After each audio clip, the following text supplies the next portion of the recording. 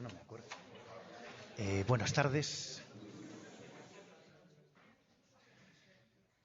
Buenas tardes, gracias por vuestra presencia en esta cuarta sesión del curso de arte en Zamora sobre los caminos de peregrinación. Hoy está con nosotros Marta Pozayagüe, que es profesora de arte medieval en la Universidad Complutense de Madrid y que ha dedicado una larga tarea profesional sobre todo al estudio de aspectos vinculados con la escultura románica en la península ibérica y con la iconografía medieval en general. Tiene una larga experiencia, una larga trayectoria académica. Ella es doctora en Historia del Arte por la Autónoma de Madrid. Debo confesaros que a mí la tesis de Marta me resultó apasionante, apasionada y abultadísima, porque ni más ni menos que se planteó una tesis sobre el estudio de las portadas historiadas en Castilla y León, de época románica, lo cual quiere decir que es de una amplitud casi abisal al respecto del tema analizado. Una tesis que dirigió don Isidro Bango, pero aparte de ese trabajo enciclopédico, Marta ha analizado bastantes otras cuestiones temáticas vinculadas con el arte medieval, sobre todo en territorio de Castilla y León. Ha trabajado sobre San Baudilio de Berlanga, esta fantástica ermita soriana, ha trabajado sobre San Isidoro de León, ha trabajado sobre diferentes iglesias sorianas, San Nicolás de Soria, que tiene una interesantísima portada. Ella, de todos modos, es soriana, con lo cual el arte románico, el arte medieval soriano lo conoce estupendamente. Ella ha trabajado temas vinculados con, por ejemplo, la escultura hispánica de fines del siglo XII en relación con la Catedral de Santo Domingo de la Calzada. Ha hecho diferentes prospecciones en el ámbito de lo iconográfico, trabajando temas como la lujuria, la burra de Balaam, la avaricia, diferentes trayectorias iconográficas vinculadas a santos. Y también, por citar algunas aportaciones de Marta, es una excelente conocedora de los monasterios cluniacenses en la tierra de Campos, Palentina. Y hoy está aquí para hablarnos de la escultura románica en Santa Marta de Tera, una iglesia zamorana, una magnífica participación escultórica vinculada con las rutas jacobeas, y en concreto va a hablarnos de algunas piezas no muy conocidas, algunas piezas interesantes expatriadas en territorio norteamericano. Muchísimas gracias, Marta, por venir a impartir la charla, y te dejo el micrófono o lo que tú prefieras. Gracias. Buenas tardes a todos. En primer lugar, gracias por estar aquí, gracias a la UNED en su sede de Zamora por invitarme, y gracias, José Luis. No sé si fue una tesis enciclopédica o no, pero es verdad que fueron muchos años que nos dio oportunidad de conocernos a todos los que de una manera u otra nos dedicamos a este mundo del románico en el ámbito castellano-leonés, porque la tuya tampoco fue pequeña.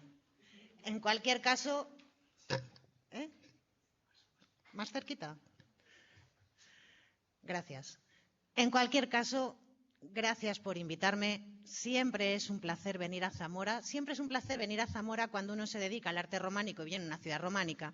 Y siempre es un placer venir a Zamora cuando, además de ser una ciudad románica, se procede de otra ciudad románica hermana, como es la ciudad de Soria.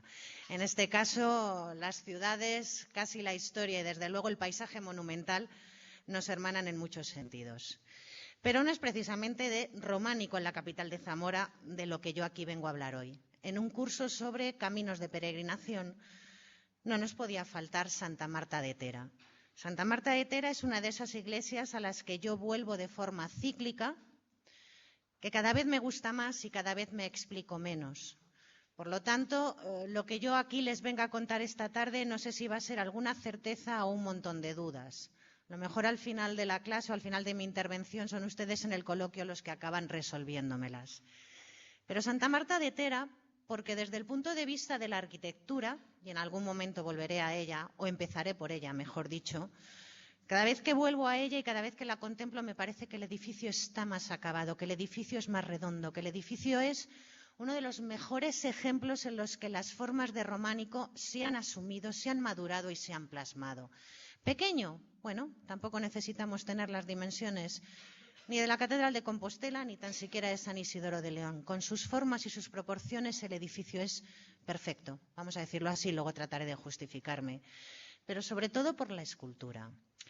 Y vuelvo al origen del comentario. En un curso sobre caminos de peregrinación y en Zamora no podíamos olvidar aquella primera representación, que si no ha salido hasta ahora, no creo ya que nos aparezca, de Santiago, del propio apóstol Santiago, ataviado como peregrino jacobeo, como uno de aquellos de sus peregrinos, pero también peregrinación la que sufrieron algunas piezas de esa iglesia, una peregrinación que les llevó a cruzar el Atlántico a finales de la segunda década del siglo XX y que lamentablemente no creo que retornen más. Es el caso de la Majestas, que va a abrir mi conferencia, es el caso de la imagen que tengo en pantalla, una imagen que está en Rhode Island desde el año 29, y en este caso es la propia piedra la que peregrinó desde la ermita que está en las riberas del Tera hasta donde se encuentra en la actualidad.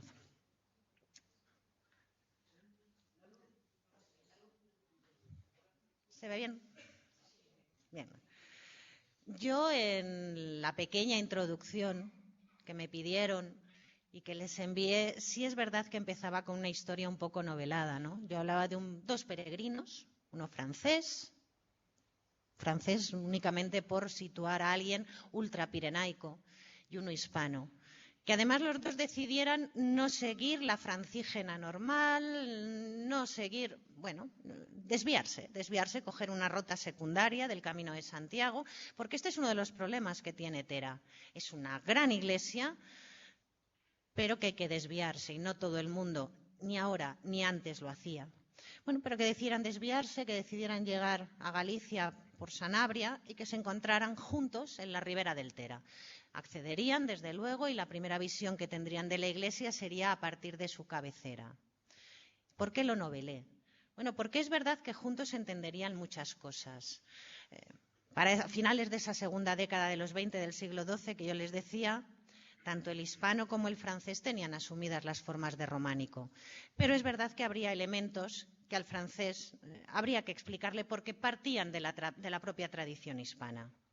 Pero ese mismo desconocimiento, esa misma explicación que tal vez este peregrino galo necesitara, no sé, en 1128, lo hubiéramos necesitado muchos de nosotros si lo que hubiéramos visto era esta iglesia antes de 1932, cuando se inician sus obras.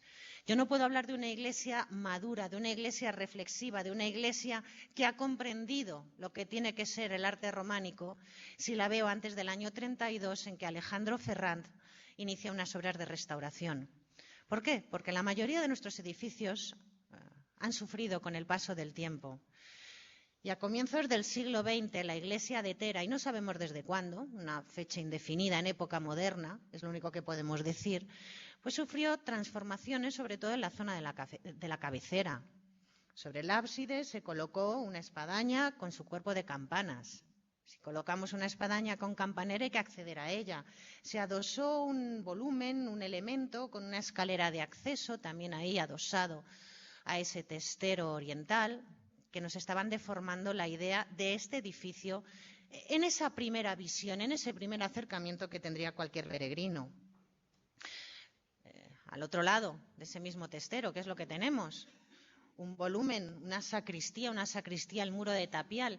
¿Qué es lo que está haciendo esto? Nos está rompiendo no solo la estética, es que nos está rompiendo la comprensión del edificio. ¿Por qué? Bueno, es un poco lo que anunciaba o lo que he venido diciendo desde el principio. Para entender la escultura, primero tenemos que ubicarla, y para ubicarla necesitamos un soporte, y ese soporte es el edificio. Yo no entiendo un análisis de la escultura al margen de su ubicación original. Porque a mí al final me van a acabar explicando las formas y el significado de esas formas y de esas imágenes, su espacio y su localización dentro de la topografía del templo. No pueden funcionar igual las mismas imágenes si las vamos variando. En el caso del mundo románico no siempre el orden de factores no altera el producto, lo puede alterar. De forma que es necesario entender el edificio para entender la imagen y dónde se puede ubicar esa imagen. Yo decía, un proyecto 2 etapas.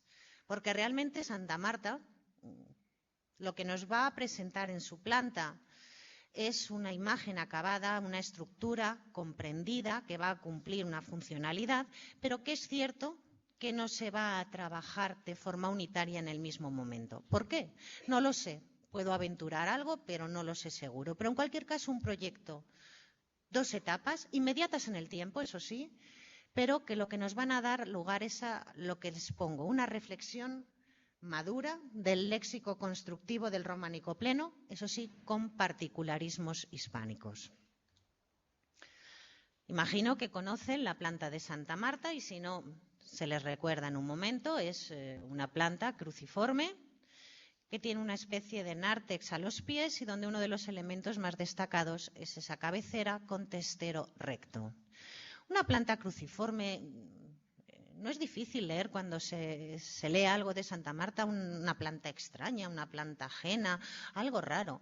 Una planta cruciforme, a comienzos del siglo XII, principios del siglo XI, ni es tan extraño, ni es tan ajeno, ni es tan raro, y que además en el caso de la ermita de Tera se explicaba por el origen monástico de esta construcción.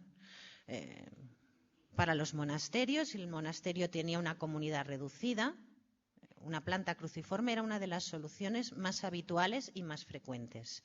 No necesitábamos una iglesia de una nave única, pequeña, de reducidas dimensiones, que únicamente tuviera que atender a una comunidad rural, pero desde luego no necesitábamos una basílica de 3 naves, porque tampoco esa iba a ser su función. Una comunidad monástica con un número reducido, un número limitado de monjes, la solución cruciforme es de las más frecuentes y además extensiva a lo largo del territorio peninsular y en algunos ejemplos también ultrapirenaicos. Pero esa cabecera de testero recto, esto es lo que seguramente le tendría que explicar nuestro peregrino hispano a su compañero de camino, a su compañero francés. Es verdad que el románico codifica, y así lo solemos explicar desde las aulas y se suele entender de forma generalizada, que las cabeceras se trazan en hemiciclos o en ábsides semicirculares. Pero no es menos cierto que en el mundo hispano, y en Zamora tenemos ejemplos y ejemplos notables, desde época de la monarquía hispanogoda, las cabeceras se resuelven en testero recto, y ahí tenemos San Pedro de la Nave. Y eso es algo que queda dentro de la tradición cultural, porque el paisaje monumental acaba conformando conciencias, acaba siendo familiar a aquellos que a lo largo del tiempo lo han paseado y lo han visitado. De forma que una cabecera en testero recto, si luego las soluciones de léxico constructivo se ajustan a parámetros de románico pleno, nada tiene que ser o tiene que resultar extraña, ajena o irregular. No es sino uno de esos particularismos hispánicos que, heredados desde el siglo VII, vamos a perpetuar, pero se dan aquí. Pero yo estoy pensando en el Santo Cristo de Coruña del Conde, en la provincia de Burgos, ese testero recto. Tendríamos muchos más, pero Santa Marta de Tera lo va a trasladar a la propia ciudad de Zamora. Ustedes viven aquí y ustedes son los que mejor conocen todas estas iglesias, que de ábside semicircular pocas, y sin embargo la solución más característica es esta. Y no por ello son más extrañas, más exóticas y menos románicas. Es solo esa herencia, ese particularismo, y el arte románico hispano está cuajado de particularismos. A partir de ahí, esa planta, como les digo, de cruz, 3 tramos en la nave y un espacio a los pies, un espacio cuadrangular, que después tendrá que entrar en nuestra explicación necesariamente de una forma o de otra. Si vemos esas soluciones en alzado, aquí es donde yo justifico parte de esa afirmación que he hecho de forma rotunda, de que Santa Marta de Tera es un edificio maduro, es un edificio reflexivo. Es verdad que esas cabeceras en testero recto estaban en la tradición peninsular, Pero lo que no estaba en la tradición peninsular, lo que no estaba en San Pedro de la Nave, ya que lo hemos puesto de ejemplo, era la articulación paramental. Es el mundo del románico pleno el que decide que los paramentos tienen que ser dinámicos, que los paramentos tienen que estar articulados, que los paramentos tienen que tener un ritmo. Y cuanto más rítmicos sean, cuanto mejor comprendidos sean los elementos que usen para este sistema, mejor será la calidad del edificio. Porque lo que hay que buscar es un muro animado, lo que hay que buscar es un muro que sea susceptible o permeable a contrastes lumínicos, que no dé una sensación plana. Bueno, pues para muestra un botón, y el mejor ejemplo es Santa Marta. Ese ábside, ese testero recto dentro de la tradición, completamente articulado, completamente dinámico, ese ritmo de 3 ventanas, únicamente calada la central, pero ese ritmo de 3 ventanas, esas ventanas con su moldura, con su chambrana, con una moldura billeteada, que apean en columnas, ese juego de impostas horizontales que nos están dando ritmo a la superficie del edificio, impostas de nuevo ajedrezadas en la base de las ventanas, a la altura de los cimacios y que incluso va a recorrer las cornisas. Ese juego alternante de elementos entrantes, de elementos salientes, de retranqueos, de volúmenes que se potencian hacia el exterior, dándonos ese ritmo, dándonos esa iluminación. Y el volumen. Santa Marta de Tera no solo está medida en sus dimensiones, sino también es nítida en sus volúmenes. Esos volúmenes que se proyectan equilibrados, completamente simétricos en los brazos del transepto, que se potencian en altura en ese cimborrio que a veces se duda que pudo tener. Yo no dudo que se cubriera con un cimborrio Santa Marta. Si lo vemos en detalle, ese esquema del testero central, ese esquema tripartito con esas ventanas, es como mejor podemos contemplar lo que les decía, el ritmo, las distintas soluciones de elementos rectilíneos, unos en las impostas, curvilíneos en las chambranas, ese juego de entrantes y salientes, los contrafuertes prismáticos, esas columnas adosadas que nos dan el perfil cilíndrico, las columnillas de las ventanas, todo es un juego alternante de elementos que lo que están haciendo es precisamente eso, ritmar un muro, animar un muro. Esta es la mejor lección que podía aprender y que podía transmitir un arquitecto románico. Levantar el edificio se levantaría, pero darle ritmo y animarlo, eso lo hacían otros, o lo hacían solo algunos pocos, y Santa Marta lo tiene. Aquí es donde yo justifico que están comprendidas las formas y que están transmitidas las formas. Al interior. Contemplándolo al interior, y solo les voy a poner 2 imágenes, es únicamente para justificar esa afirmación que yo he hecho al principio de un proyecto 2 etapas. La afirmación no es mía. Es verdad que desde que Gómez Moreno, que es el primero que de forma científica empieza a escribirnos sobre el edificio, ya él nos dice que está levantado en 2 momentos. Incluso él lanza la hipótesis de que hubo un incendio que acabó con parte de la estructura y obligó a una reconstrucción. Yo no sé si fue por un incendio o porque sinceramente o sencillamente se quedaron sin dinero. No sería la primera obra de envergadura que en un determinado momento y a causa de falta de financiación se tiene que interrumpir y se reanuda. ¿En un momento inmediato o con más desfase de tiempo? Aquí no sería demasiado tardío. La razón no la sé, pero sí es verdad que hay un planteamiento único porque las dimensiones, el trazado unitario, lo que nos hablan es de una comprensión y de un planteamiento de un proyecto inicial, pero es verdad que se resuelve en 2 fases. La más antigua, como en cualquier iglesia, si las obras empiezan por el oriente, pues entonces la más antigua se corresponde con la cabecera y los brazos del transepto.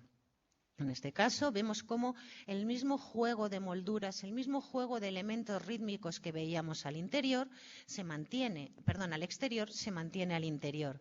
Ese espacio abovedado, ese espacio donde de nuevo tenemos esa doble línea de imposta con moldura ajedrezada en la base del cuerpo de ventanas, la superior a la altura de los cimacios, donde tenemos capiteles todos labrados.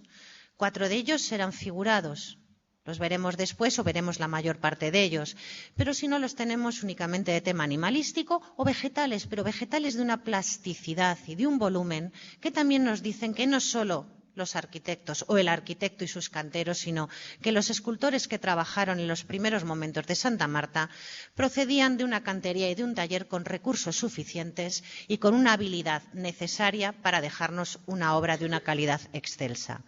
Pero sí quiero centrarme en un elemento de este sector.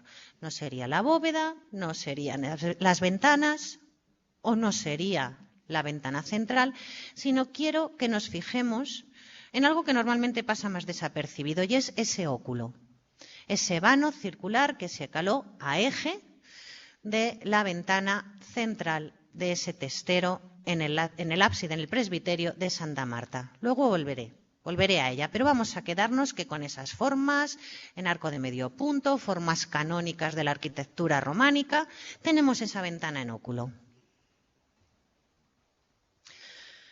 ¿Hasta dónde llegarían las obras? Bueno, pues las obras las tenemos marcadas aproximadamente por esas señales que yo he introducido.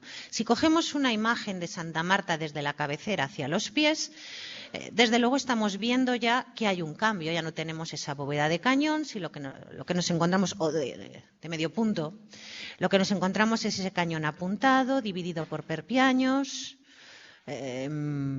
Las ventanas ya no tienen la molduración que encontrábamos en la zona de la cabecera. Esa misma molduración, aunque no he puesto el detalle, se perpetúa en los vanos que se abren en los brazos del transepto.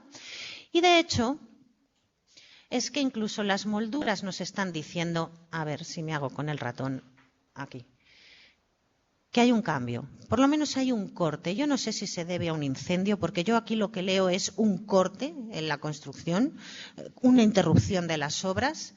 Pero fíjense cómo la moldura que va por debajo del cuerpo de ventana sí se mantiene a lo largo de todo el perímetro de la nave, esa moldura billeteada. Moldura billeteada que veíamos que también discurría por la línea de cimacios. Bueno, pues si llegamos a este primer tramo de nave, aún tenemos esa moldura billeteada que en su momento debería coincidir con el cimacio del capitel de una ventana. Pero vemos que en ese mismo tramo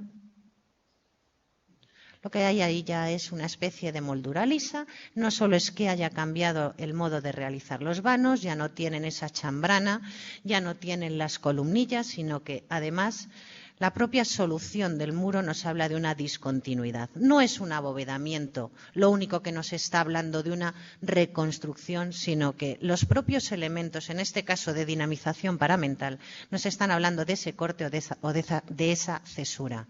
¿Solo al interior? No. Es que se lee exactamente la misma fractura al exterior. Yo antes les he proyectado lo que correspondería con el muro meridional y, sin embargo, al exterior salgo al septentrional para que veamos que el problema se sitúa en idéntico lugar y además se resuelve de idéntica manera. De nuevo, es lo que está contenido en el recuadro rojo, nos sigue marcando esa unidad de esa imposta que recorre todo el paramento. Esta sería la que se correspondería con la base del cuerpo de ventanas, y vemos que incluso esa imposta ajedrezada, la imposta superior, la que correspondería con el cimacio de los capiteles de los vanos, exactamente igual, se lanza únicamente en un tramo y a partir de ahí, correspondiendo, fíjense dónde está la saetera, correspondiendo con la ventana, lo que encontramos ya es otro tipo de moldura. Es que incluso aquí estamos viendo la fractura o la costurilla, por decirlo de alguna manera, en el muro. En los dos lados y de forma simétrica, lo que se nos está diciendo es que hay una construcción inicial que cubre la cabecera, que cubre los brazos del transepto y que lanza el perímetro de las naves, eso sí, cierra el conjunto de la caja muraria hasta los pies. La imposta la mantiene y, de hecho, es que una de las preguntas o de las cuestiones que siempre suscita Santa Marta es cómo estaría cubierta esa nave, si lo que vemos ahora es de una fase románica, pero de una fase posterior. Bueno, el juego o la idea de que se hubieran aplicado contrafuertes escalonados, contrafuertes a tramos regulares a lo largo de los muros de la iglesia, parece apuntar a que lo previsto en el proyecto inicial era una bóveda de cañón como la que teníamos en el presbiterio, que seguramente no se llegará a levantar porque, por la razón que fuera, la iglesia no se acabó en la fase inicial. pero es que ese desfase lo vamos a ver después, cuando pasemos también a ver el mundo de la escultura. Escultura que todavía conservamos in situ, ¿dónde? Pues en los capiteles de la cabecera y de las portadas. Esa no creo yo que se haya removido. A partir de ahí, ¿qué repertorio vamos a encontrar en la escultura de estos capiteles y de estas portadas? Desde luego, ya lo he dicho antes, vamos a encontrar una talla vegetal, una talla que además va a partir de patrones diversos. No solo es que se anime el muro a través de ciertos elementos arquitectónicos, es que los propios escultores evitan caer en la monotonía o en la rutina. No es el mismo patrón el que van a trabajar en todos los capiteles. Van a tratar de desplegar su imaginación y su creatividad. Y yo no estoy poniendo sino un ejemplo de piezas que podemos encontrar en el interior o en el exterior. Las tres superiores corresponden todas a la zona de la cabecera y estamos viendo dos tipos de vegetales distintos, unos más plásticos que otros, pero en cualquier caso los dos dándonos la carnosidad de las hojas, hojas que pueden acabar en pomos, que pueden acabar en bolas, cuyo peso hace que se incurve el extremo de la hoja. Encontramos también patrones, como les decía, zoomórficos, aves en el superior de la derecha o incluso leoncillos. En el inferior de la izquierda, esa pareja de leoncillos afrontados, ya de los capiteles de la cabecera hacia el exterior, como lo es el segundo de la serie inferior. Es una máscara, unas fauces felinas que vomitan tallos, unos tallos donde las hojas llevan su canal, llevan su nervio, se rizan, se abren, son de una plasticidad, de una estética increíbles. Pero llevando el motivo a sus máximas consecuencias, me voy a la portada meridional y en la jamba derecha nos encontramos un capitel, que es el que se compendia en las dos últimas imágenes, donde en una de las caras, la más interior, de nuevo repite esa idea de máscara que vomita tallos, pero es que esa máscara se ve completamente potenciada en el caso de la cara exterior. Fíjense, es que parece casi como si fuese una máscara antigua. Una máscara con las pupilas completamente excavadas, lo mismo que lo que correspondería a las orejas, plasticidad llevada casi a sus máximas consecuencias, gestos completamente marcados, facciones de rasgos acusados y de nuevo que vomita esos tallos por la boca. Es un motivo completamente dinámico, es un motivo fantástico desde mi punto de vista. Pero junto a esa escultura decorativa, sí, seguramente tengamos que considerarla exclusivamente decorativa. Es verdad que Santa Marta conserva in situ, sigo con esas piezas in situ, otra serie de cestas, de capiteles en este caso, donde el motivo ya nos va a transmitir algún mensaje, alguna historia. Estas piezas, salvo la Epifanía, que se encuentra en la cabecera, formaba parte de ese juego de capiteles de la cabecera, una Epifanía que después también va a tener su proyección en la propia ciudad de Zamora. Las otras cuatro piezas principales se encuentran en la cabecera del templo. Una de ellas, la primera, está en el arco triunfal. Es el capitel de la izquierda del arco triunfal. Lo que nos está representando es el típico esquema de elevatio animae. Es un esquema según el cual el alma humana, representada según convención en el mundo románico, una figurilla normalmente infantil y desnuda, dentro en este caso de un clípeo, es elevada, es ascendida al cielo con la ayuda de dos ángeles. Próxima a ella, no inmediata, pero sí en las proximidades, porque no estoy saliendo del entorno de la cabecera, nos encontramos con una segunda cesta, esta, en la que dos personajes aparecen enredados por una maraña de tallos vegetales, de tallos que les constriñen, de tallos que los tienen aprisionados y de la que ellos tratan de desprenderse. Volveremos también a ella.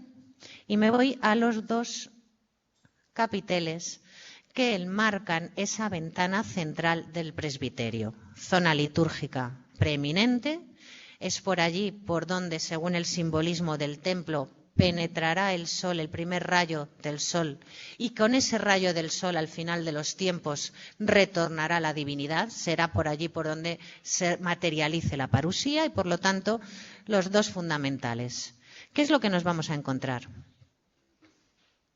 En uno de los lados, un sacrificio de Isaac, aunque tal vez tendríamos que denominarlo mejor sacrificio de Abraham, porque quien no aparece en este caso es Isaac. Si se dan cuenta, lo que tenemos es a Abraham, al patriarca, en el momento que está descargando el golpe, está procediendo a degollar al carnero, a esta víctima sustitutoria que ha sido ofrecida por el ángel.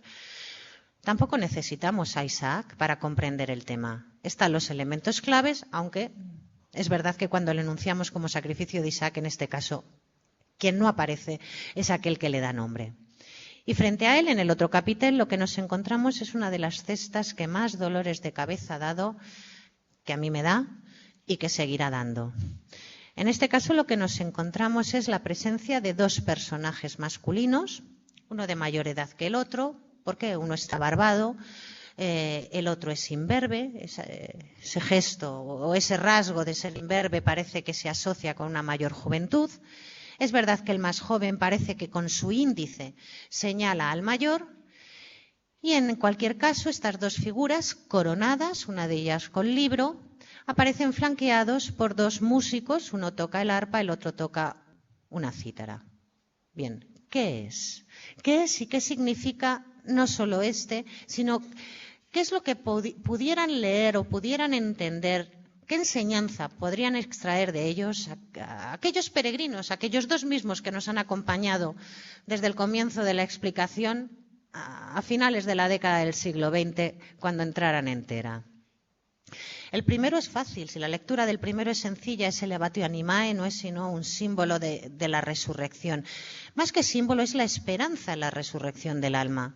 Sería aquello a lo que deberían tender o deberían aspirar todos aquellos que murieran después de haber vivido bajo los principios, bajo los preceptos de la fe. Seguramente lo que estarían esperando o la enseñanza que extraerían los que entraran en el templo entonces sería esa esperanza en su futura resurrección.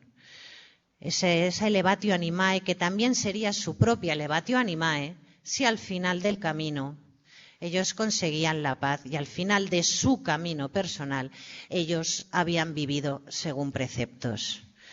Según preceptos hay que vivir, pues para ello hay que saber desprenderse del pecado, hay que saber combatirlo, hay que saber perseverar en la virtud. Y de esa manera fue entendida, y de esa manera yo creo que se sigue entendiendo el capitel de los personajes desnudos entre la maraña. Los personajes atenazados por el pecado, en otros momentos del románico se representará por personajes de cuellos constreñidos por sogas o incluso por cadenas. Hay ejemplos en el románico burgalés y en Palencia muy significativos donde llevan argollas al cuello como si fueran esclavos y de esas argollas parten cadenas. Bueno, el motivo del entrelazo del hombre atenazado por esa maraña vegetal es mucho más plástico. Seguramente su esquema proceda directamente del mundo clásico, pero el significado puede ser el mismo. Hay que desprenderse de esa maraña, hay que desprenderse del pecado que atenaza para poder aspirar a que el futuro sea esa esperanza en la resurrección. A partir de ahí es verdad que se rezaban plegarias propiciatorias. Desde el mundo de las catacumbas existe la creencia en esa plegaria de la Commendatio Animae, de la recomendación del alma, según la cual el fiel lo que hacía era pedir ayuda, pedir en su propia ayuda, igual que Yahvé había ayudado a Isaac, igual que Yahvé había ayudado a Daniel cuando estaba en el foso de los leones, igual que Yahvé había ayudado a Jonás cuando estaba en el vientre de las ballenas.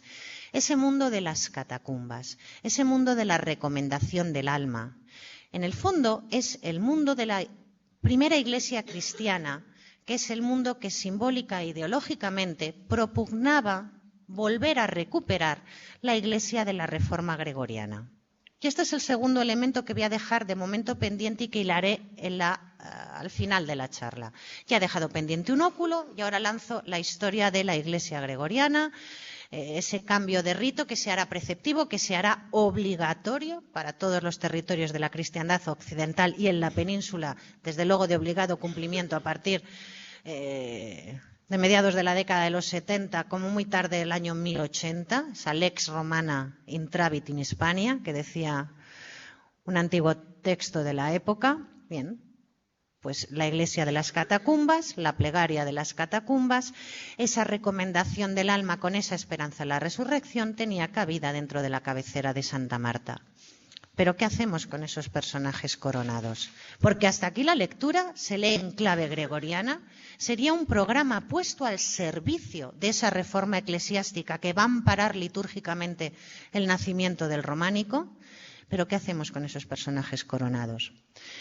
Porque aquí, y en eso tenemos muchísima culpa los que nos dedicamos a esto, es que muchas veces somos reduccionistas o somos simplistas y vemos un rey y vemos músicos y siempre decimos lo mismo, es David músico y sus músicos.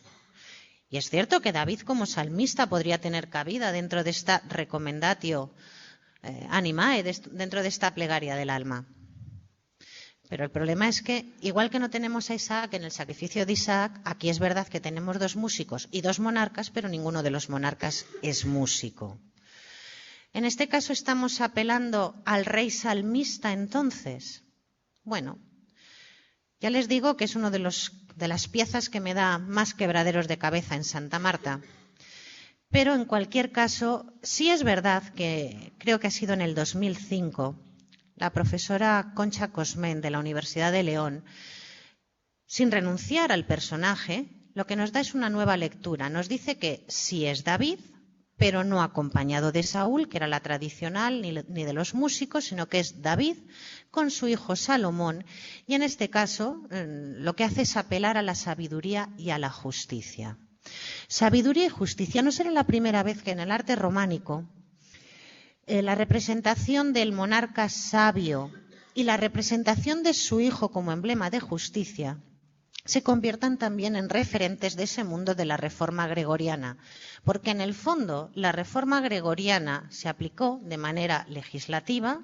Ya les he dicho esa frase de la lex romana, intravit, la ley romana. Ellos no hablaban de reforma, hablaban de ley romana. Y por lo tanto estaría apelando no tanto a la faceta de salmista, no tanto a la faceta del cantor de la divinidad del rey David, sino a la faceta del monarca sabio y por lo tanto modelo de los monarcas. ¿Modelo de los monarcas en qué sentido? Entró la ley romana, pero la ley romana se instauró por la voluntad de la monarquía leonesa en este caso. David y Salomón, que según mi lectura, tal vez escondieran o ampararan o por lo menos fueran el referente icónico de 2 monarcas que sabemos que estaban vinculados a Santa Marta. De Fernando I de León, aquel que establece o rehabilita los vínculos con Cluny. Fernando I, que en el año 1063 cede el monasterio de Santa Marta a los obispos de Astorga. Y de su hijo, de Alfonso VI. Con Alfonso VI se instaura la reforma gregoriana en la península. Con Alfonso VI se consolidan los vínculos con los cluniacenses y tanto uno como otro estarán comprometidos con la Santa Sede y con la Abadía Borgoñona en la reforma eclesiástica de todos aquellos monasterios y abadías sujetos bajo su jurisdicción, bajo su cetro. Yo no estoy diciendo que sean Fernando I y que sean Alfonso VI. Lo que estoy diciendo es que seguramente detrás de la representación de David y de Salomón como sabios y como legisladores, lo que estamos marcando es un prototipo ideológico para la figura de los 2 monarcas más decisivos en la implantación del nuevo rito en Santa Marta. Nuevo rito, liturgia gregoriana, que es la que explica la iconografía de estos capiteles. Intento cerrar, a lo mejor de forma un poco críptica o rápida, pero intento un poco cerrar el esquema. En cualquier caso, ya les digo que ese último capitel me sigue dando problemas.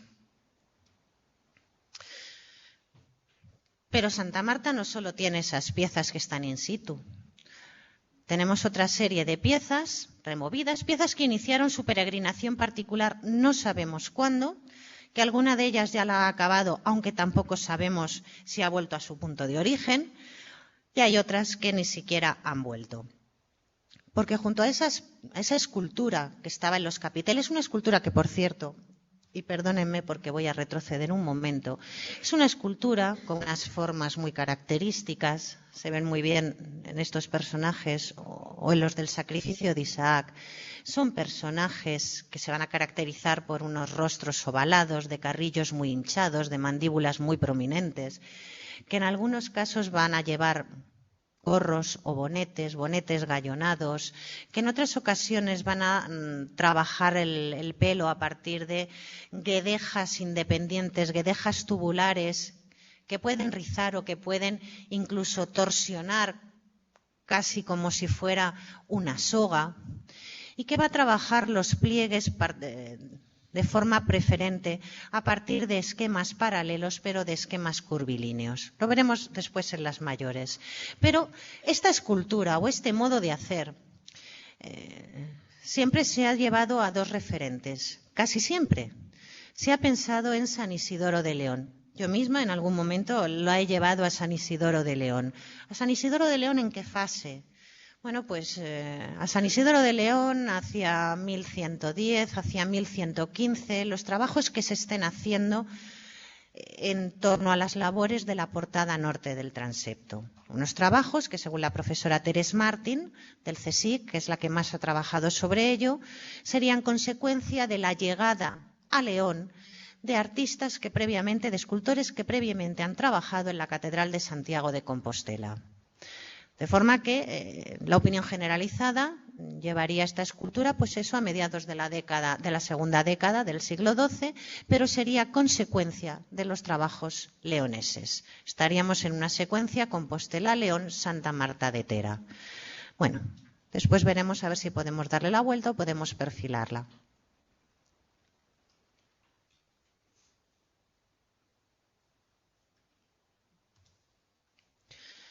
Y para eso seguramente nos va a ayudar, como les decía, he interrumpido, esta serie de piezas a gran tamaño, de relieves monumentales, que antes del año 32, de 1932, estaban reutilizadas coronando o aplicadas, coronando esa espadaña, esa campanera que veíamos sobre el testero oriental del templo. 3 había. Y desde luego lo que sabemos es que había una cuarta pieza que en 1903 ve Manuel Gómez Moreno, literalmente nos dice sucia y arrinconada a los pies de la iglesia. Esa cuarta pieza era la Majestas.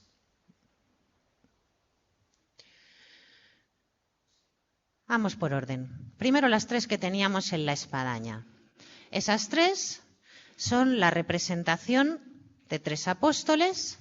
El primero de ellos, Santiago. Lo he puesto el primero, es quizá la más representativa, la más emblemática y la que mejor conviene a un curso sobre caminos de peregrinación.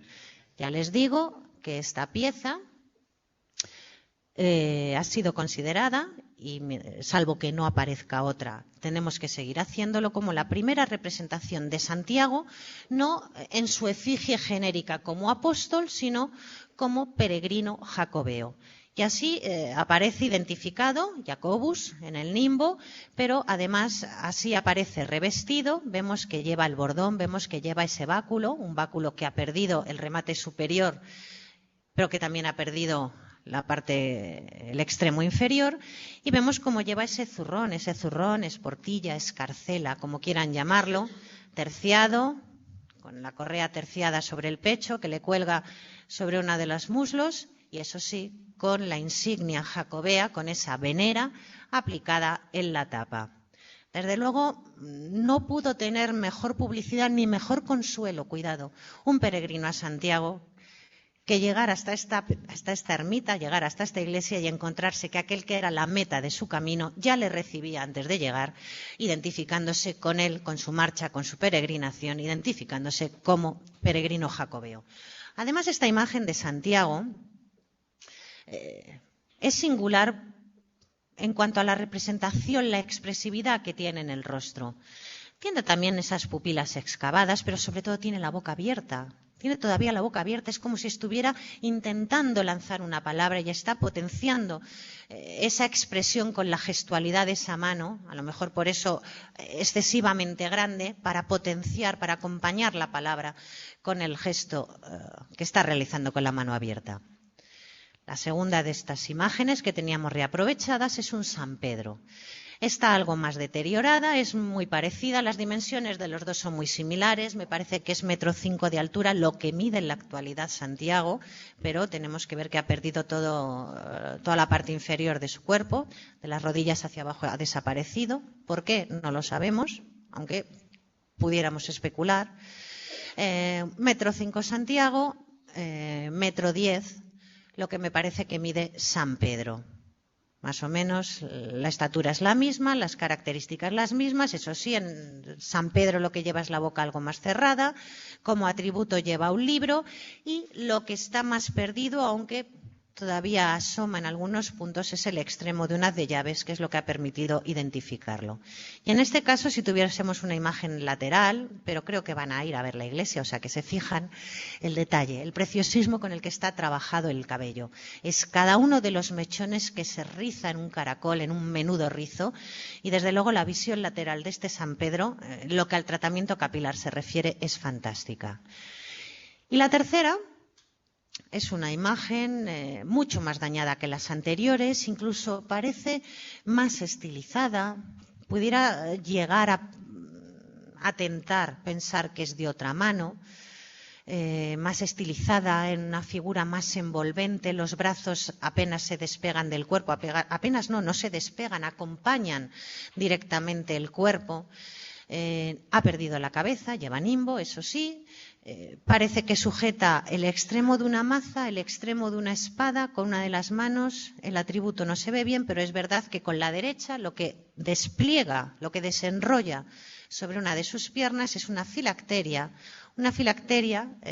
cuya inscripción se ha leído no hace tantos años y habla de Judas Frater Simon, o sea que estaríamos ante esa representación de Judas Tadeo. Yo de momento únicamente presento las piezas y luego a ver qué hacemos con ellas.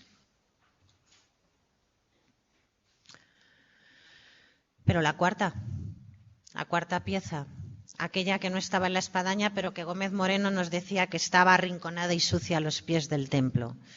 Esa cuarta pieza es este relieve que lo que representa es una Majestas Domini, es esa representación de la majestad, pero a partir de particularidades que la hacen también particular. No me gusta repetir palabras, pero bueno, que no la igualan a otras Majestas de la época.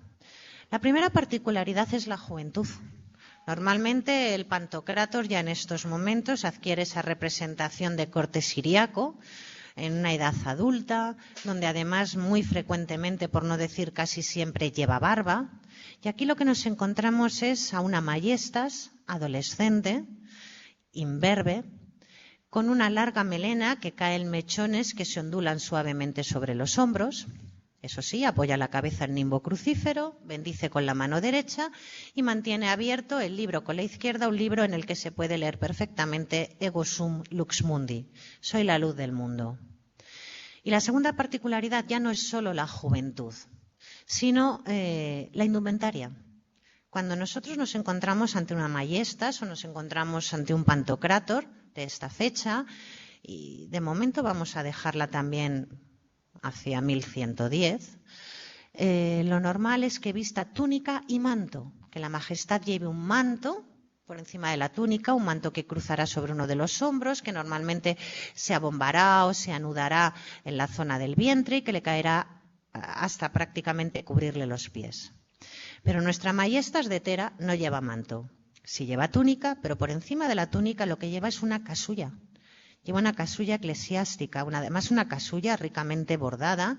Vemos tanto en la parte del cuello como en el frente toda una banda que parece que está trabajada con bordado, con pedrería, pero desde luego quien lo esculpió se preocupó porque no quedara dudas de que esto no es un manto, sino de que es una casulla. Por lo tanto, tenemos una Majestas que desde luego lo que viste es indumentaria sacerdotal. Veremos luego a ver cómo lo explicamos. En cualquier caso, ¿cuáles son? Bueno, ahí tenemos ese detalle del Ego sum lux mundi. Y las características. Las características de esta Majestas, algo más estilizada, aunque a lo mejor esa mayor estilización la da el soporte, las dimensiones del soporte más grandes, comparte rasgos con los que he advertido en los capiteles de la cabecera. También encontramos ese rostro ovalado, también encontramos esos mofletes hinchados, esa mandíbula prominente, en este caso unos arcos supraciliares muy marcados y unas cuencas orbitales casi esféricas. Estaríamos en el mismo contexto o en el mismo patrón estilístico, como digo, de esos capiteles de la cabecera. Únicamente para ver los detalles en esa indumentaria, para que veamos cómo, si es verdad que hay una túnica, está la túnica, se ven los pliegues de ese tejido más suave, esos pliegues circulares que se están ciñendo a las piernas, pero como la casulla, con ese remate, esa orla, ese bordado, se prolonga hasta el final de la misma, dándonos la característica episcopal. ¿Y a quién se nos puede parecer? ¿A quién puede parecer? ¿O nos puede llevar esta Majestas? Esta Majestas, ya les digo que desde Gómez Moreno, a aquellos que de algún modo la analizaron, ¿cuándo se analizó? Porque ahora entrar en el tema.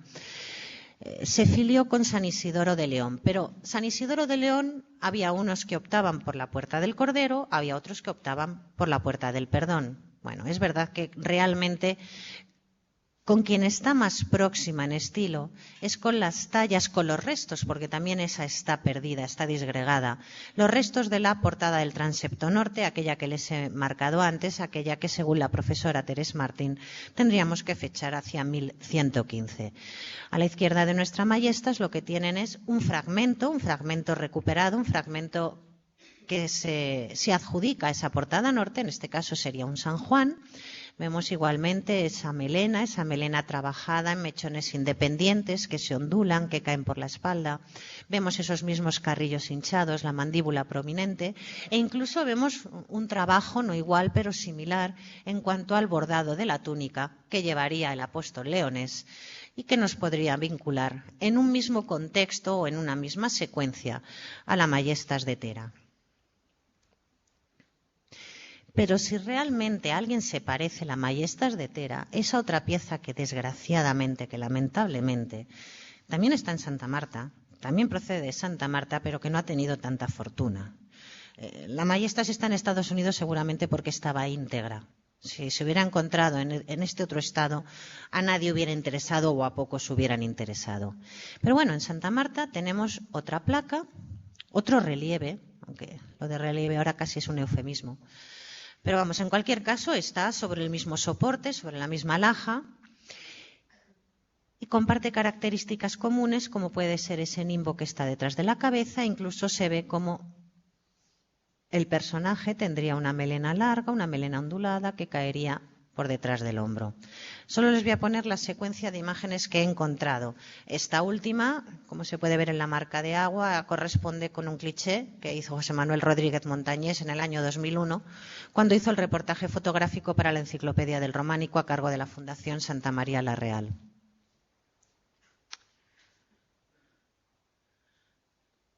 Esta es una foto escaneada, pero a partir de lo que tomó Alejandro Ferrand, el restaurador, en el año 1932. No mucho mejor, pero sí se puede apreciar como el nacimiento del cabello, porque todavía había algo de cabello, es parecido, como la melena estaba algo más definida. Incluso se puede ver parte de los pliegues o una secuencia de pliegues que nos pudieran apuntar o nos lo pudieran filiar estilísticamente. ¿Cuándo y cómo? Yo no lo sé. Pero en un determinado momento alguien, y seguramente fue un párroco, decidió que esa cabeza o esa talla no tenía cabeza, no era procedente, y le aplicó esta cabeza pues procedente de otra talla, seguramente igual de descompuesta, igual de desmembrada, y si de dos hacemos una, pues de dos hacemos una. El caso es que si lo analizamos estilísticamente y como he marcado antes, a quien se parece la Majestas nuestra, la que está en Estados Unidos, es a esta otra pieza que todavía está en Santa Marta. Pero las dos se parecen solo a la anterior que les he puesto de León. En este caso, con los rectángulos amarillos, lo que he marcado es un modo de plegar muy característico. Y el paralelo no lo he ido a buscar a León, el paralelo lo he buscado directamente en Santiago de Compostela. Ahora mismo este relieve, este apóstol, se encuentra entre las piezas reaprovechadas en la portada de Platerías, en la fachada de Platerías, es uno de los fragmentos reaprovechados del friso, pero que se sabe que procedía de la portada norte, de esa porta francígena, esa porta que se destruye primero por un incendio, que además después acaba de desmembrarse o de desintegrarse cuando se hace la actual azabachería en época neoclásica, pero con piezas que se incorporaron en el transepto meridional, en esa portada de Platerías. Esta pieza de Platerías, o ahora en Platerías, esta pieza de la francígena en origen, tenía que estar hecha antes de 1111, que es la cronología límite que el profesor Manuel Castiñeiras da para estos trabajos. Bien, yo he hablado antes de un óculo. En Compostela tenemos óculos. En las fases iniciales de la construcción de la catedral compostelana, en Compostela tenemos óculos. Y en León, salvo que me corrijan, yo no recuerdo óculos. Recuerdo óculos en esa corriente, en esa senda languedociana, recuerdo óculos en Saint-Sernin de Toulouse, y estoy mencionando edificios que están vinculados de alguna forma en la arquitectura y en la escultura. Recuerdo óculos en el entorno jaqués, en la propia Jaca, en Loarre. Recuerdo óculos al final en Compostela, pero no los recuerdo en esa escala intermedia que es León. Y sin embargo, en Santa Marta de Tera, en unas fechas, en torno a 1110, encuentro óculos en la arquitectura de la cabecera y encuentro una escultura que de alguna forma puedo explicar a partir de tallas compostelanas que como fecha límite tienen ese 1110 o ese 1111. A partir de aquí, algo que he ido deshilando o que he ido dejando colgado. Santa Marta de Tera tiene un proyecto unitario en arquitectura y escultura, un proyecto que además se está trabajando a la vez en arquitectura y escultura, porque tanto esa zona de la cabecera y transepto, que curiosamente es la que nos mantiene la escultura in situ, puede datarse en torno a la primera década de ese siglo X, con formas, con elementos que tanto en arquitectura, dentro de lo que es el contexto general y el léxico general de románico pleno, pero con elementos que tanto en escultura como en arquitectura nos vinculan o nos lo aproximan a la catedral compostelana. De aquí que en esta primera fase, y solo en esta primera fase, mi propuesta es que Santa Marta de Tera no es una secuencia de León, sino que tampoco hay que tener mareando a los talleres.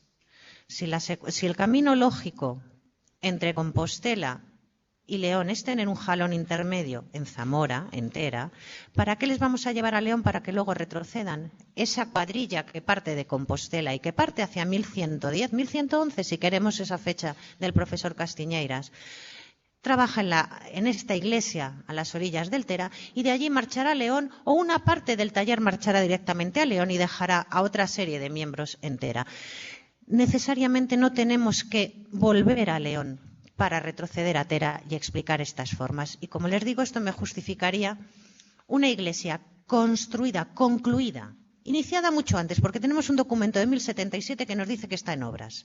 Pero desde luego, antes de 1110, toda la zona de cabecera y transepto, toda esa primera fase que se corta de forma abrupta, y yo no sé por qué, pero toda esa primera fase estaba levantada y decorada, aplicada a la escultura, al final de la primera década del 10. Pero es que en esa primera fase había una portada monumental, seguro.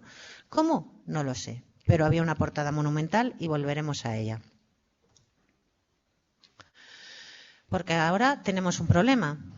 3 piezas que sabemos que estaban coronando una espadaña en el año 32. Otra arrinconada a los pies de la iglesia, que en el año 28 es vendida por el párroco, a través de la mediación de un anticuario vallisoletano, que por 7.000 pesetas se la consigue a un magnate, filántropo, pero magnate a fin de cuentas estadounidense, que era John Nicholas Brown. John Nicholas Brown, a su muerte, bueno, él está detrás de la fundación o de la creación de la Universidad de Brown en Rhode Island, en la localidad de Providence, en Rhode Island. Junto a la universidad, bueno, se crea un museo.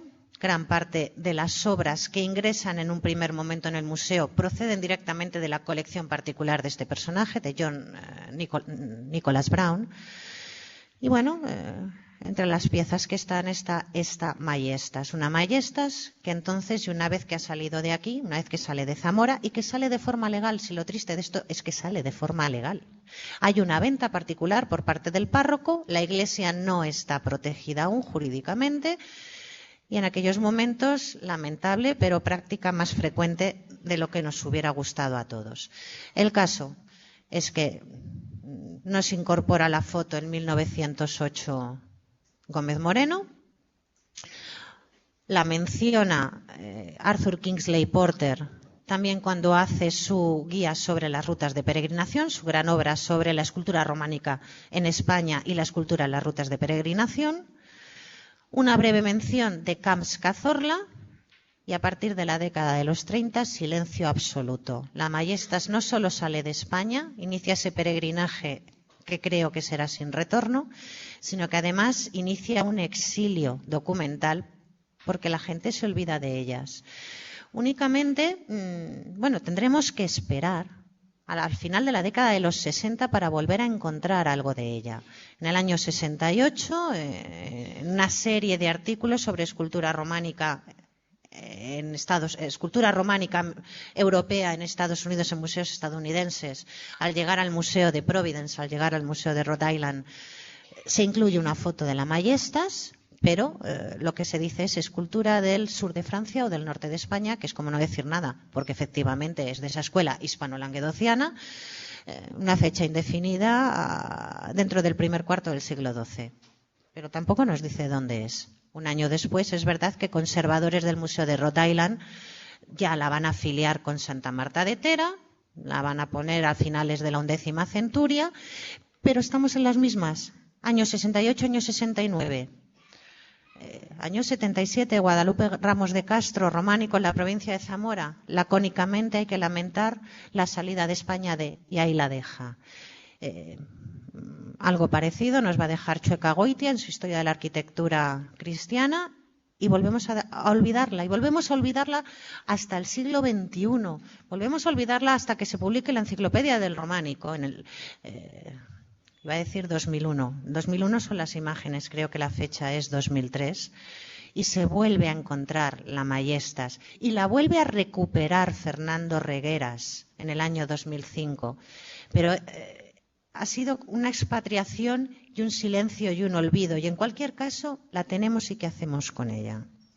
Es una pieza que también es verdad que está afeitada, en la parte superior sobre todo y en la parte inferior seguramente para regularizarla en la exposición en el museo en Estados Unidos, pero no llega por poco al metro, creo que son entre 95 y 97 centímetros de altura, por casi 70 de ancho. ¿Qué hacemos con esta pieza? ¿De dónde viene?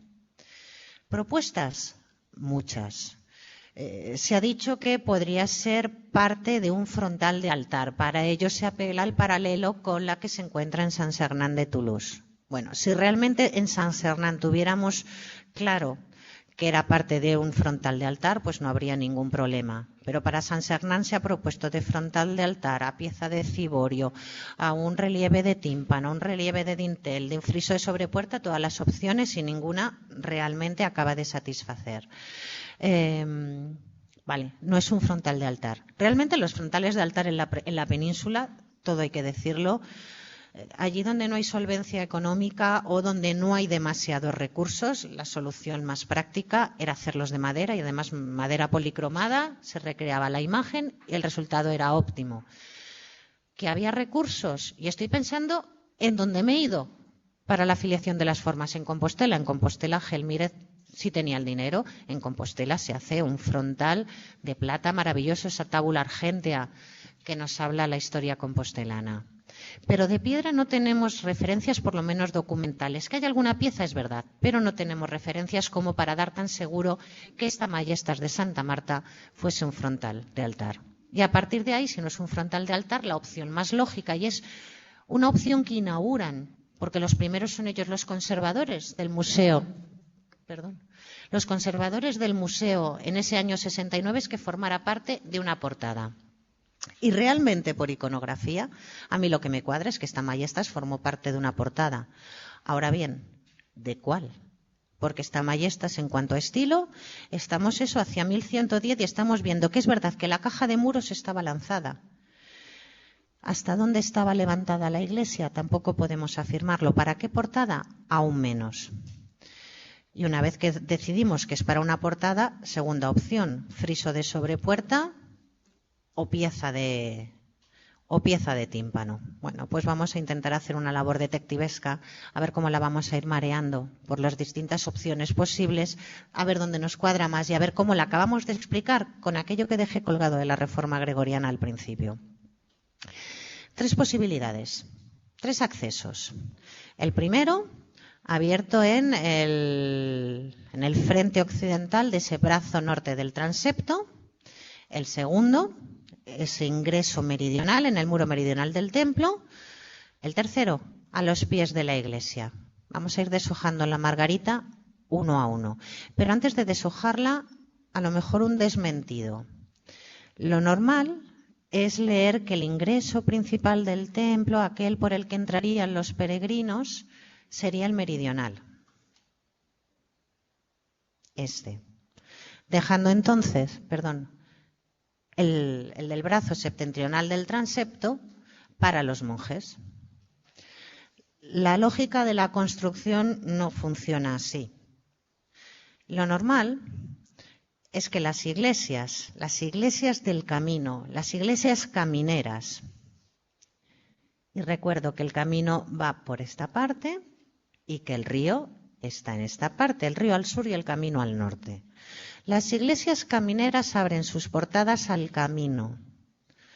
Y además los monasterios, y aquí estamos con una comunidad monástica, necesitan del agua para servir a muchas de sus dependencias como cocinas, como refectorios o como letrinas. De forma que la lógica de la construcción y casi el sentido común lo que nos dice es que si esto es un monasterio y el río está al sur, el entorno claustral y las dependencias estaban aquí, de forma que la puerta meridional no iba a ser lo de los peregrinos, iba a ser la de los monjes. Porque poco sentido tendría que si el peregrino viene por aquí, tiene aquí una puerta, le hagamos dar la vuelta al edificio que entre en la zona claustral, mientras que el monje que tiene aquí la suya tenga que salir para entrar por el otro lado. Que esta es más grande, más bonita si quieren, que además ahora le hemos aplicado unas esculturas que en el año 32 no estaban y no sabemos si alguna vez estuvieron aquí, nos lleva a pensar que los peregrinos iban allí. Eso, ya les digo, que lo que es la lógica de la construcción, la orientación de los edificios y hasta el propio sentido común parece que no concilia bien. De forma que desde luego, si aquí hubo una puerta desde el principio, esta puerta tuvo que dar servicio a los peregrinos, que eran los que venían por el camino. Esta sería la vinculada con la comunidad monástica, según esta lectura, y nos queda la de los pies. Vamos por la primera. La primera, esa puerta abierta en el frente occidental del brazo norte del transepto. Es una puerta, es la más sencilla. Es una puerta en cuerpo avanzado de sillares y esta es la forma habitual de abrir portadas románicas en esta época.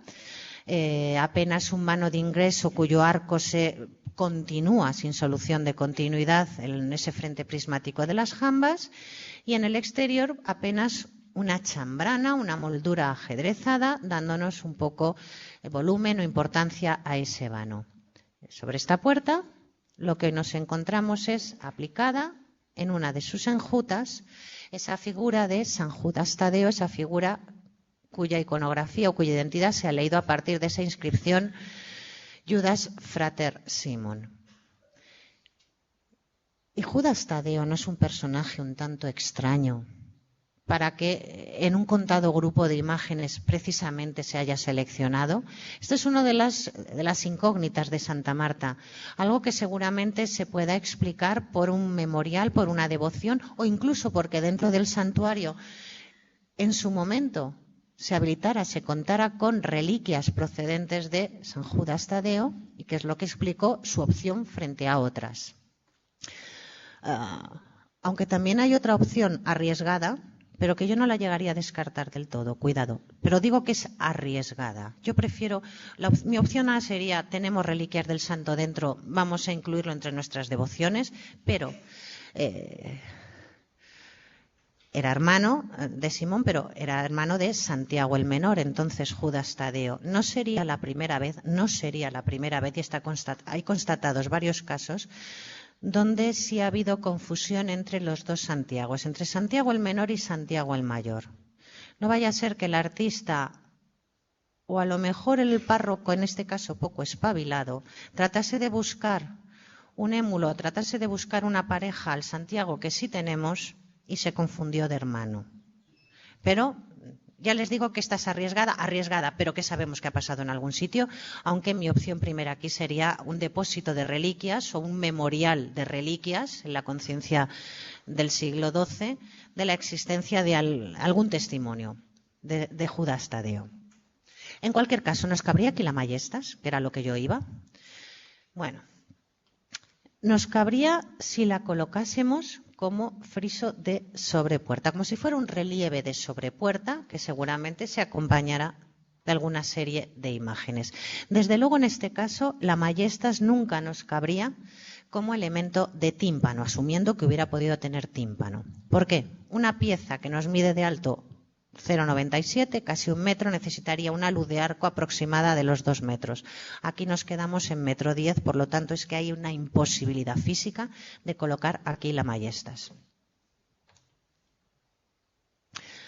Segunda opción, vámonos a esa portada meridional donde el restaurador en el año 32 lo que hace es desmontar esas piezas de la campanera y nos las coloca en las enjutas de la puerta. ¿Con qué argumento? Bueno, es verdad y todavía se ve que ahí había unos rebajes, que había unos nichos. Vamos a colocarlos aquí. ¿Realmente se ajustarían? Bueno, sin descartar del todo la posibilidad, lo que es cierto, voy a abrir las dos, las voy a espejar, es que para colocarlas aquí han tenido que limar el arco de la puerta, han tenido que limar el perfil de la última arquivolta.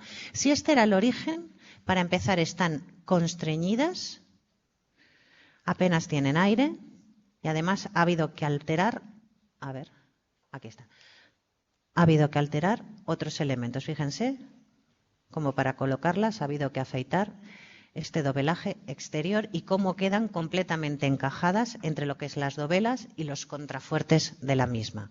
Y aún así, y advirtiendo estos problemas, bueno, pues si lo que quisiésemos es colocarla en tímpano, y quisiésemos dar una solución similar a la de las portadas de León, esta es la reconstrucción de la portada norte, de la que yo hablaba, que ha hecho la profesora Teres Martín, aquí es como quedaría, o como está, esa portada del perdón, esa portada del brazo meridional del transepto de San Isidoro de León. Tímpano y 2 figuras en las enjutas. Pero aquí vemos que por lo menos hay espacio, no están completamente encima del arco. ¿Qué nos pasaría entera? Bueno, salvando los inconvenientes que ya he marcado, aquí cabría. Es verdad que a lo mejor algo justa, si la luz óptima del arco sería o del vano sería en torno a los 2 metros, estamos en 1,81, 1,83, algo ajustada, pero cabría. Aunque es verdad que la escala como que no parece apropiada o que no resulta conveniente. Queda como muy minimizada, como muy encogida la imagen de la divinidad en comparación con las de las enjutas. Y sin embargo, si quisiésemos hacer una lectura, la tendríamos. No sería muy difícil ver qué se transmitiría aquí. Hacen pareja Santiago y San Pedro. Santiago, la cabeza de la Iglesia hispana, patrón de España. San Pedro, la cabeza de la cristiandad romana.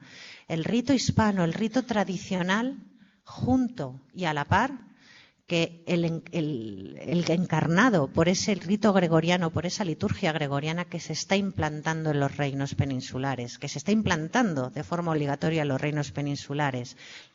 La antigua liturgia hispana frente a la liturgia gregoriana y ambas enmarcando a esa Majestas. Pero tampoco creo que esta fuese la solución, ni menos está la puerta.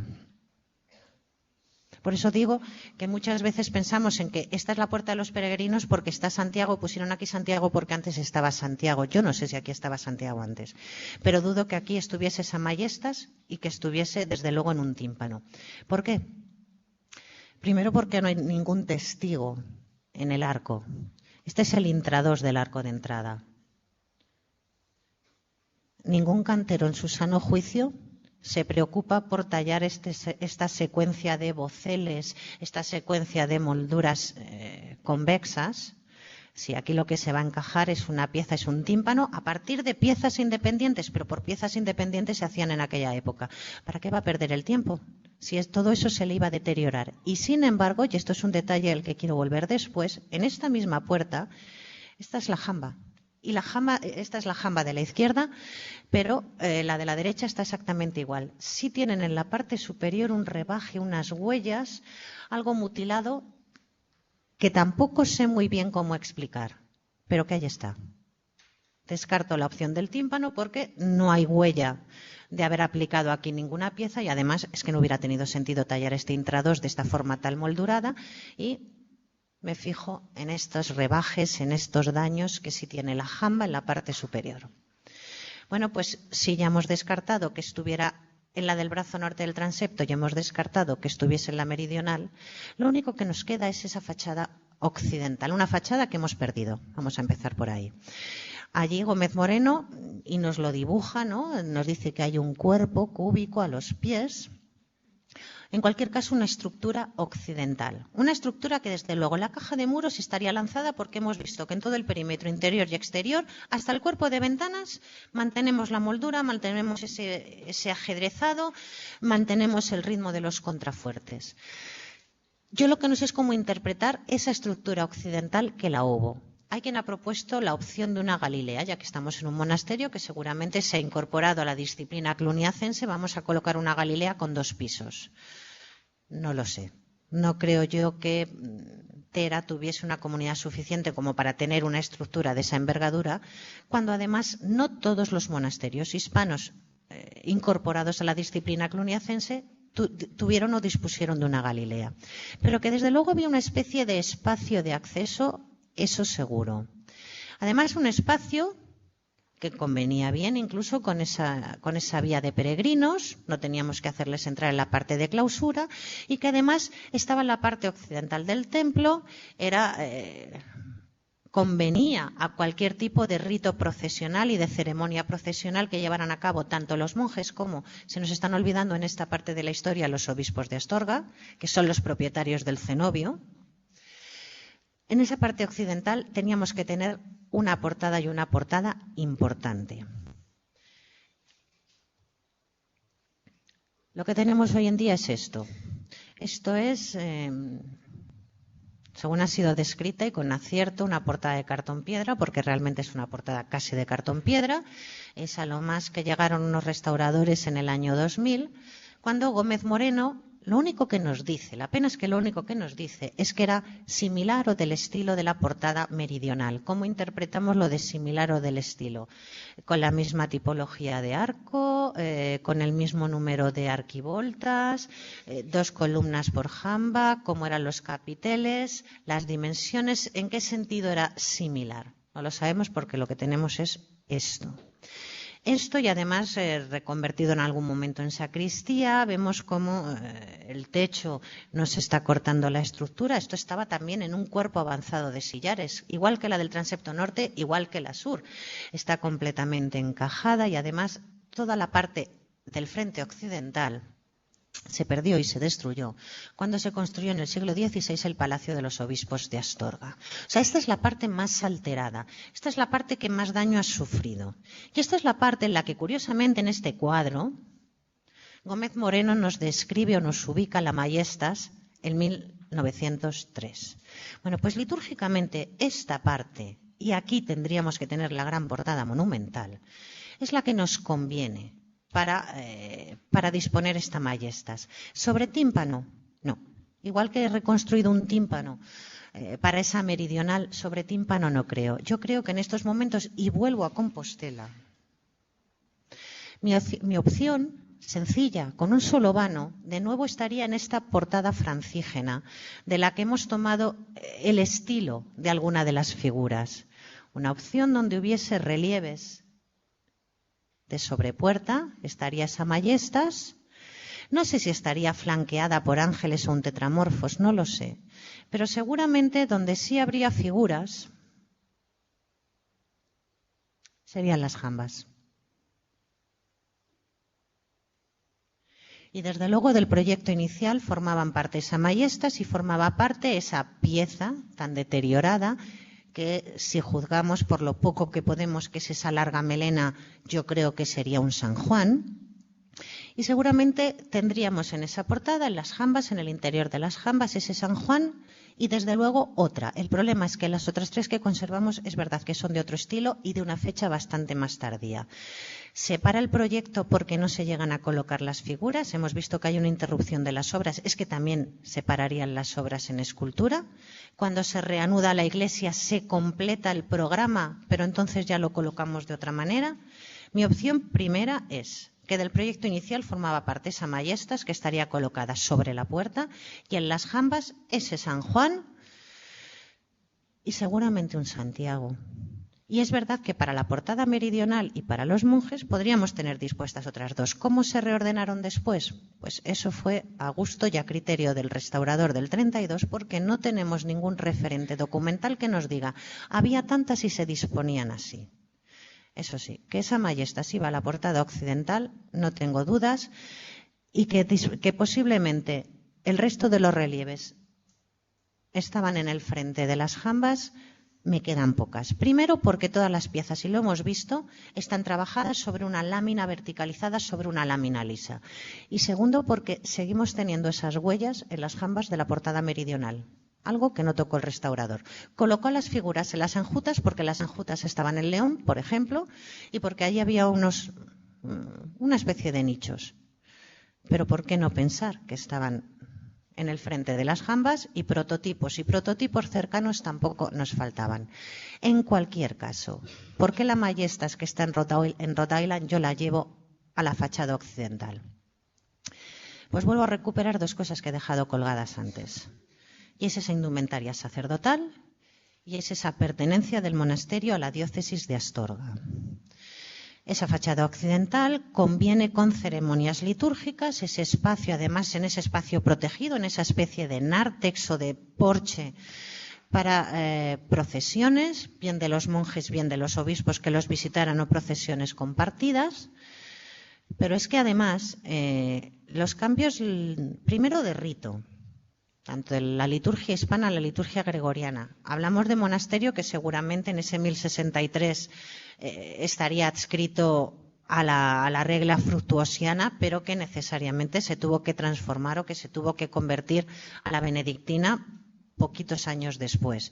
Esos cambios no fueron fáciles, y no fueron fáciles precisamente en el entorno de la diócesis de Astorga. Es algo que documentalmente está muy bien estudiado. Cómo los monasterios se oponen, se resisten a la intervención de los obispos, que es otra de las consecuencias de esa reforma, cómo no quieren perder la independencia que les daban las reglas tradicionales y cómo en algunos casos, el de San Pedro de Montes está especialmente estudiado, fue muy conflictivo el cambio, fue muy conflictivo aceptar el nuevo estatus. Bien, nada más fácil que revestir a esa Majestas, que no deja de ser sino Cristo en autoridad, con una casulla episcopal. Sería el mensaje que querrían dejar presente y evidente los obispos de Astorga, los monjes de Santa Marta. Vosotros sois los que habitáis el cenobio, pero en última instancia la titularidad es nuestra.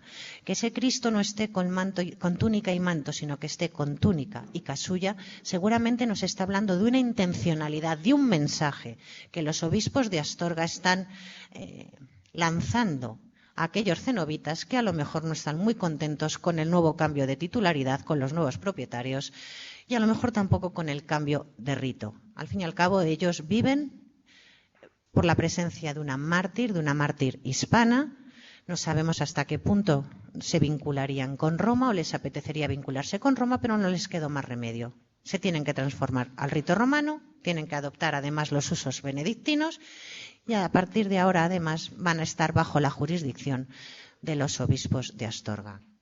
Yo creo que el conflicto estuvo y creo que para marcar la autoridad cuando no fuera posible o no existiera la presencia física, se explican esas formas de samaiestas y una maiestas en el lugar preferencial.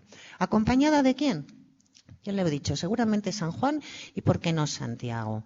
Pero las opciones eran múltiples, el caso es que tenemos 4. Yo no creo que las 4 nunca estuvieran juntas, pero no lo puedo saber. Si en algún momento esa portada occidental se completaría con esa maiestas y 2 más, a lo mejor tenía otros 2 relieves arriba, piezas nos pueden seguir apareciendo y es posible que sí en algún momento se duplicara o se recreara la solución en la portada meridional. Pero la maiestas, por razones litúrgicas, por razones políticas, por razones eclesiásticas, esa maiestas era la pieza principal que explicaba un programa en sentido, que hay que leer en sentido de reforma gregoriana y que se disponía a los pies del templo. Pieza que salió y pieza que ya no creo que retorne, como he dicho en alguna ocasión. Y perdón por el tiempo. Muchísimas gracias.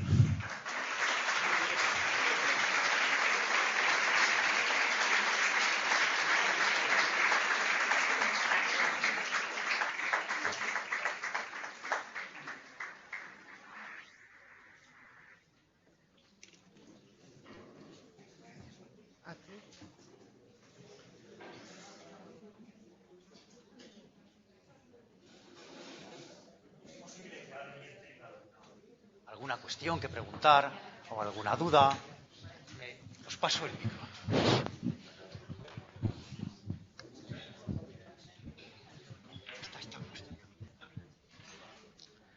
Buenas tardes. Tendría 2 preguntas. Una es una hipótesis que se me ha ocurrido. Es que si primitivamente la Iglesia a lo mejor se pensó como una cruz griega y luego vieron que había afluencia de peregrinos, que metieron más monjes y se hizo como cruz latina. Y la segunda, si lo de la casulla podía estar también en relación con las disputas que historiográficamente sabemos que tuvieron Urraca y Elvira con su hermano Afonso VI, unas apoyando el rito mozárabe hispano, otro apoyando el rito romano. A ver, respecto a la primera, no. El trazado es tan armónico, están las medidas tan equilibradas que lo de la posibilidad de la cruz griega no. Cruz latina desde un principio y además es que se explica por eso, se explica por el origen monástico del edificio. Ahora mismo estoy pensando en San Pedro de la Rede, en Huesca. Monasterio, con la misma cruz griega. La única diferencia que en vez de tener un testero recto lo tenemos semicircular. En el entorno pirenaico tenemos muchísimas. En origen eso era una cruz latina y es que es lo que explica la perfección del edificio. Estaba pensada desde el principio. La casulla, las disputas entre las 2 hermanas apoyando o defendiendo a Alfonso y al rito. A ver, en principio estaríamos en fecha.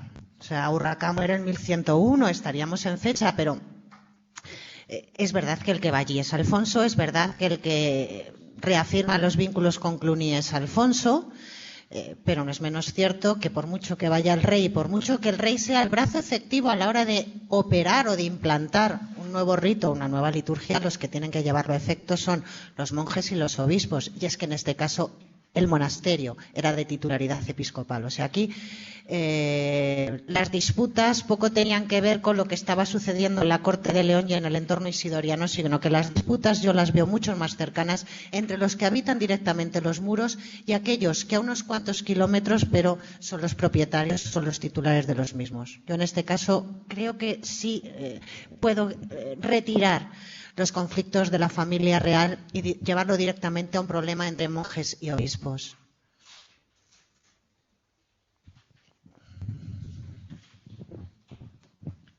Buenas tardes. Mi pregunta está relacionada con la imagen del capitel del historiado sobre la supuesta figura del alma de Santa Marta, porque siempre se plantea una controversia cuando vamos allí. Esa imagen, en los pies, tiene 2 hoyuelos que da lugar a varias interpretaciones. Entonces me gustaría saber cuál es la suya. Los dos hoyuelos son los pies, que además es el capitel equinoccial. Ya estamos a puntito, ¿no? A ver si sale el día claro. A ver, la imagen es que es una imagen codificada, es una imagen que conocemos a lo largo y ancho de toda la geografía del románico. La representación del alma dentro de un clipe o mandorla ascendida a los cielos es una imagen genérica de la resurrección del alma del fiel. O sea, el fiel, una vez que ha pasado el juicio, ha sido su veredicto, vamos a decirlo así, es el de ser un bienaventurado. El alma asciende y es la representación genérica, por eso he dicho que es lo del elevatio animae, es la elevación del alma hacia la gloria. Es verdad que en Santa Marta las teorías tradicionales lo que hacen es focalizar o personalizar esa elevatio, ese bienaventurado que sí ha alcanzado el beneficio de la gloria, en la figura de su mártir titular. Lo que yo opino es que es una representación genérica.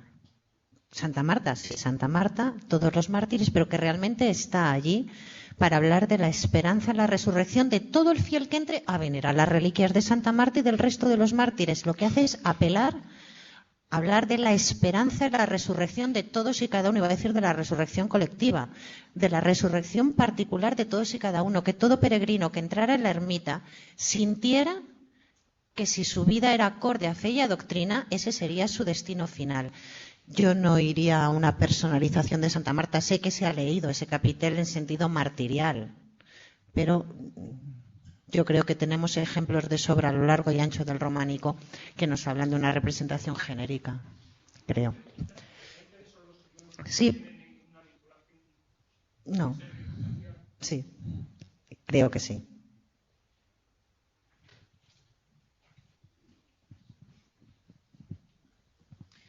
No sé si hay alguna otra pregunta o sugerencia.